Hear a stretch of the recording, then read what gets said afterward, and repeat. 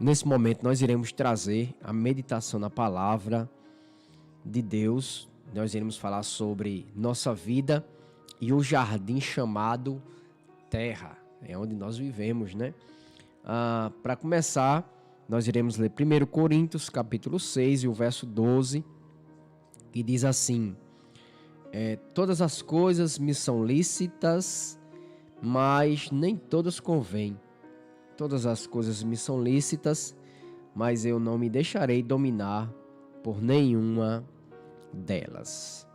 Queridos, nós sabemos que quando Deus ele criou o homem, ele colocou no jardim do Éden, né? Para cultivar, para guardar, para dominar toda a criação. Mas aí o homem pecou, desobedeceu a Deus, e aí Deus expulsou o homem do jardim do Éden. E agora o homem foi colocado nesse jardim chamado terra, né? Para que agora ele comesse do suor do seu rosto, trabalhasse para que pudesse comer do suor do seu rosto. E aí nós iremos ver algumas coisas, queridos, relacionado a isso, nossa vida e o jardim chamado terra. Nós estamos aqui na terra, perante tudo que vimos, nenhuma área desta terra pode ser demonizada. Ou seja, nada do que nós vemos na terra, nada que Deus criou, a gente pode estar demonizando, né? Dizendo que foi o demônio que fez, né? Mas a gente precisa entender que não existe nada na vida que pode ser abandonado, mas sim redimido e restaurado para o Criador, que é o nosso Deus, uma vez que este é o propósito das nossas vidas, é cultivar, é guardar, né? É dominar de certa forma aquilo que Deus criou, né?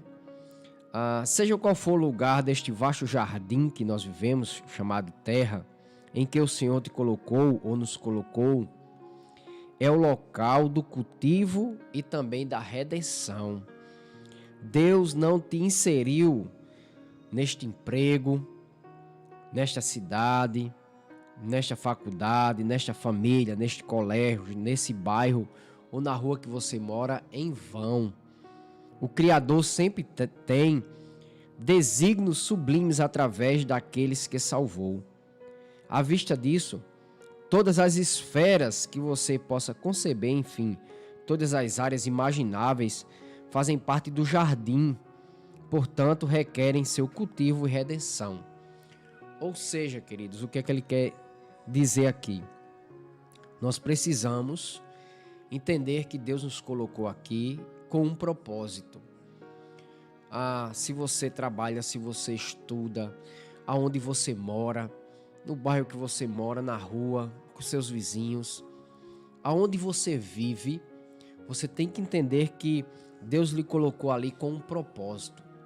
E a grande questão é, você tem entendido esse propósito de Deus para a sua vida? E a gente vai ver quais são os propósitos de Deus nesta manhã. A gente vai trazer algo bem aplicativo para todos nós aqui, para que a gente possa aprender junto, tá certo? Primeira coisa que a gente precisa aprender é que nós precisamos pregar o Evangelho aonde nós estejamos. Nesse jardim chamado terra, nossa vida, ela foi colocada com o propósito de nós pregarmos o Evangelho, falarmos de Jesus para as pessoas, seja para os nossos vizinhos, seja para a nossa cidade, seja no nosso trabalho, seja onde nós estudamos, aonde quer que nós estejamos, precisamos pregar o Evangelho. Por meio da conversão que ocorre mediante a pregação do Evangelho, mais pessoas conhecerão a Deus, lhe cultuarão e viverão para Ele. E nós temos essa responsabilidade de anunciar o Evangelho, pregar as boas novas de salvação. Não podemos esquecer que glorificar a Deus começa com um relacionamento correto com Ele.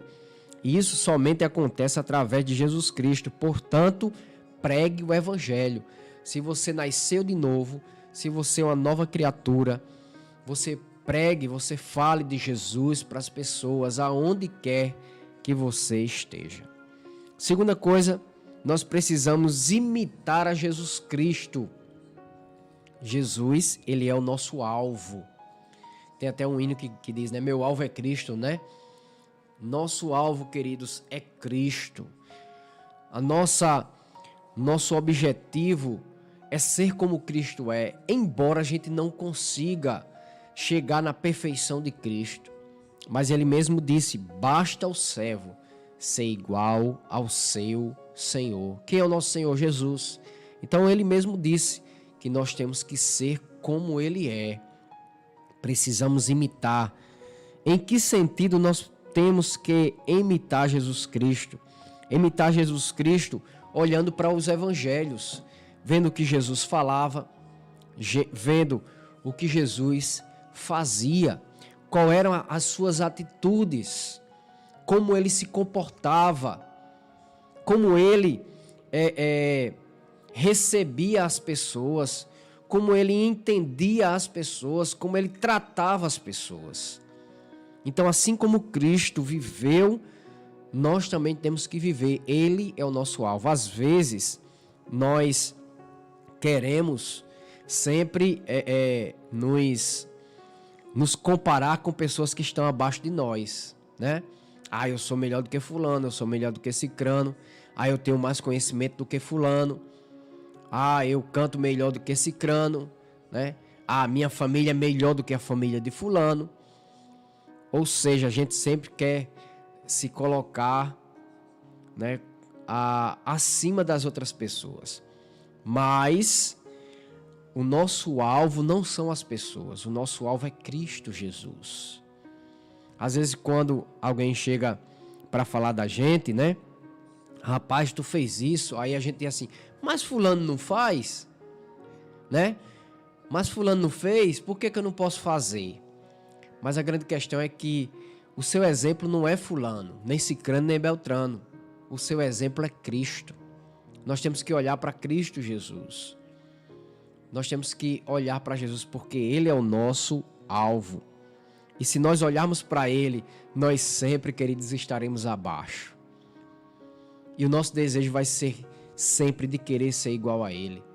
Aí sim, nós estaremos glorificando a Deus. A terceira coisa é que nós precisamos refletir os atributos e os frutos de Deus, do Espírito Santo. Quais são os atributos de Deus que nós precisamos refletir? É amor, bondade, justiça, misericórdia, graça, longanimidade, santidade, verdade, ira justa, fidelidade, sabedoria. São esses atributos que pertencem a Deus e que Ele nos comunicou, que Ele nos deu, para que a gente possa refletir. Nós ainda temos a imagem de Deus em nós. O homem foi feito à imagem e semelhança de Deus, então ele precisa refletir essa imagem. E como é que nós iremos refletir a imagem de Deus?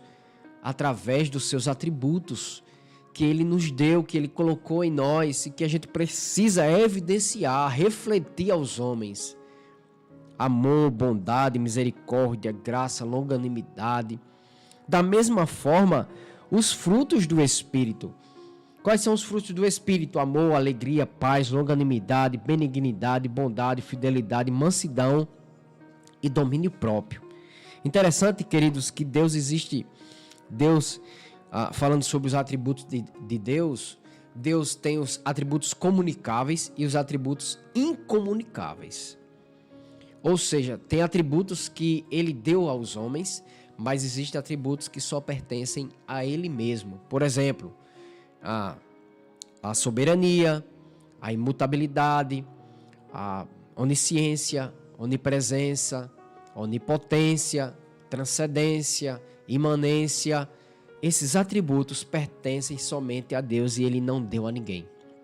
Mas existem atributos que Ele nos comunicou, Ele nos deu, que foram esses que nós falamos. E Ele nos deu para quê? Para que a gente possa refletir, para que a gente possa viver e praticar esses atributos. primeiro que tudo é o amor a Ele e o amor ao próximo. Embora a gente não consiga amar perfeitamente a Ele, nem amar perfeitamente o nosso próximo, mas nós temos que procurar amar. E como é difícil, né, queridos? Como é difícil. Não é fácil a gente amar, não. É muito difícil, porque o amor não quer nada em troca. O amor perdoa, né? O amor não se ufana. O amor não se ensoberbece. O amor não é egoísta. O amor não é egocêntrico, né? E como é difícil, porque a gente luta contra nós mesmos. Porque muitas vezes a gente quer as coisas só para nós. A gente pensa só em nós. A gente muitas vezes deixa de pensar em Deus e pensar no próximo. Mas isso não é o ensinamento de Cristo para nós. O ensinamento de Cristo é: ame a Deus e ame o próximo. Embora haja uma luta constante. Porque o amor não é só um sentimento. Amor é atitude. A atitude de amar a Deus na prática diária. A atitude de amar o próximo no dia a dia da sua vida. E nós precisamos pedir a Deus: Senhor, nos ajuda. Nos ajuda, coloca amor dentro de mim para que eu possa praticar esse amor para a glória do Teu nome. E por fim, aqui, eu gostaria de falar, né, sobre nós aproveitarmos o tempo. Eita, querido, isso aqui é pesado. Isso aqui tem sido muito difícil. Como nós oramos, né? Queridos, como nós temos desperdiçado o nosso tempo. Como é que você, quando você olha para a sua vida, como é que você tem aproveitado o seu tempo? O que você tem feito no tempo que Deus tem lhe dado? Interessante, queridos, que a gente consegue, né, e eu estou me enquadrando nisso, a gente consegue passar 2 horas assistindo uma partida de futebol. A gente consegue passar 2, 3, 4 horas assistindo seriados, né? Tem pessoas que passam o dia inteiro assistindo. A gente perde muito tempo com Facebook, Instagram, né? A gente, queridos, faz tudo. Só que a gente não consegue passar 1 hora orando. A gente não consegue passar 1 hora lendo a Bíblia, conversando com Deus. Interessante que a igreja, ela tem os cultos na terça, na quinta e no domingo, né? Aí o culto é de 7 às 8h30. Aí a gente vem na terça, vem na quinta e vem no domingo. Aí a gente acha que já está fazendo demais. A gente acha que já está fazendo demais para Deus. Tem pessoas até que quando você vem na terça, na quinta e no domingo, diz assim: oxe, tu tá indo demais pra igreja. Como que fosse uma coisa, sabe? Eu tivesse gastando todo o meu tempo na igreja. Quando na verdade 1h30 no dia, o dia tem 24 horas. Aí eu tiro 1h30 para orar, para ler a Bíblia. E muita gente acha que isso é demais.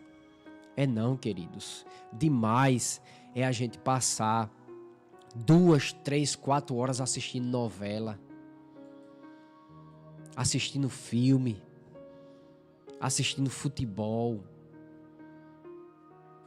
Entendem como a gente tem perdido, a gente não tem sabido aproveitar o nosso tempo.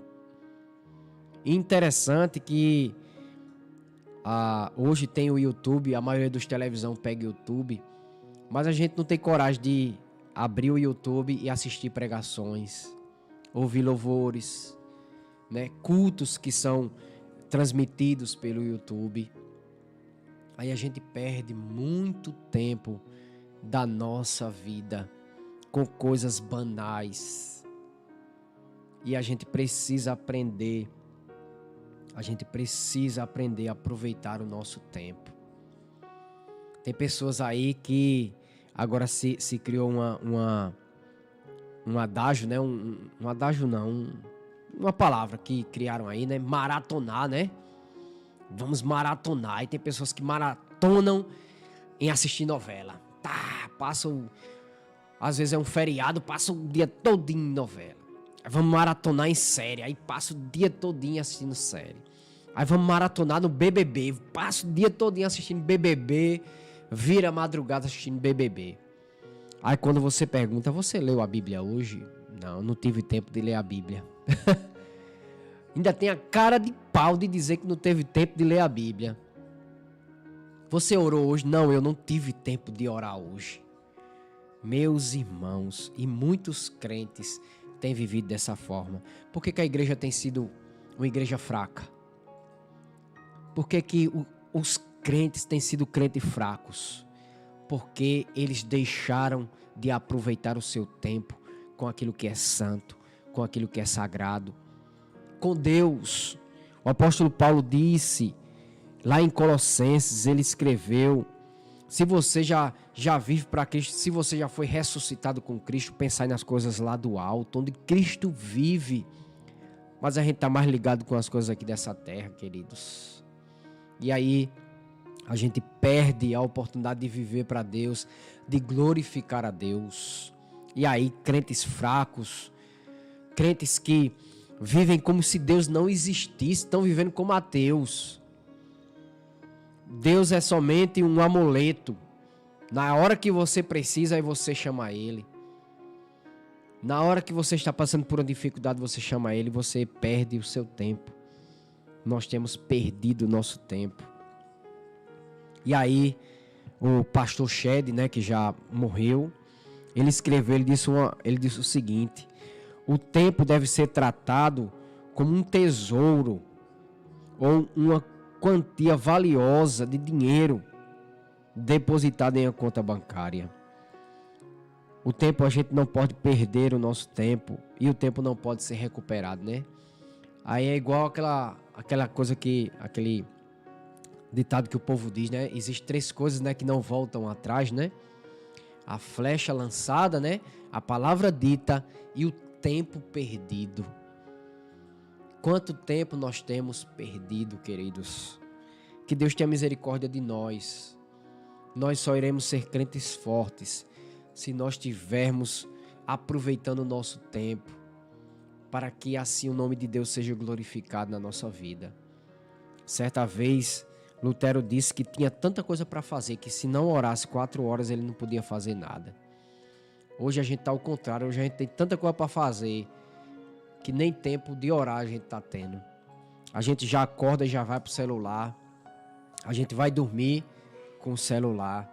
E não é ouvindo pregação, não é vendo coisas de valor, não. É só besteirol, né? Só besteirol.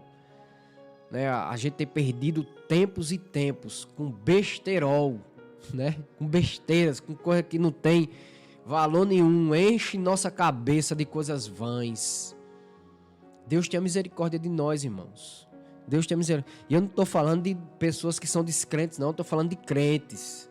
Estou falando de crentes que preferem passar o dia assistindo BBB do que ler a Bíblia. E às vezes quer chegar na igreja cheio de Deus. Como? A sua mente está cauterizada com o pecado. Aí não tem como você se voltar para Deus. Aí a gente não tem tempo de evangelizar, né? A gente não tem tempo de evangelizar, a gente não tem tempo de visitar. Nada disso, por quê? Porque nós estamos ligados somente nas coisas desse mundo, aproveitando o tempo aqui do mundo e esquecendo que existe algo mais precioso, que é eterno para a nossa vida. Que Deus, nessa manhã, nos ajude, né? E essa lição aqui é dura, mas é verdade. Como é que nós temos criado os nossos filhos? Muitas vezes nossos filhos passam aí, né? Já acorda, já pega celular e passa o dia todinho, até a hora de ir pro colégio no celular, no notebook, no computador, jogando, cauterizando sua mente com aquelas coisas, mas chega do colégio, já vai pro notebook, já vai pro computador, já pega celular. Aí a gente não ensina nossos filhos a orar, a gente não ensina nossos filhos a ler Bíblia, a estudar. Aí a gente quer que os nossos filhos sejam abençoados. Serão não, irmãos. Nós estamos criando os nossos filhos para o mundo, e um mundo mau. Nós estamos deixando os nossos filhos seguirem para o inferno e a gente não está percebendo isso. Que Deus tenha misericórdia